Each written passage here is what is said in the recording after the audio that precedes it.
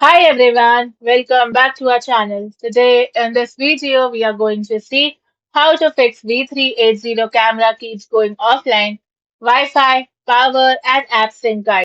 Fix 1. Check camera power supply. Make sure the camera is plugged into a working power outlet and check that the power adapter and cable are firmly connected.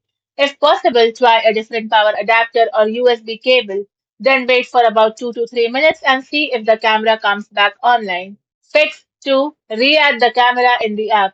Open the V380 app and remove the offline camera from your device list. Then tap Add Device and follow the setup instructions to reconnect the camera to Wi-Fi.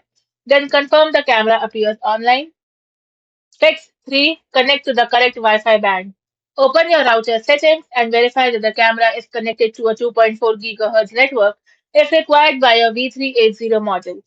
Avoid connecting the camera to unsupported Wi-Fi bands, then reconnect the camera if necessary. Fix 4. Factory reset the camera. Locate the reset button on the camera and press and hold the reset button for about 5 to 10 seconds and wait for the camera to restart. Now set up the camera again through the V380 app. Thank you for watching, and for more such informative videos, do like, share and subscribe to our channel.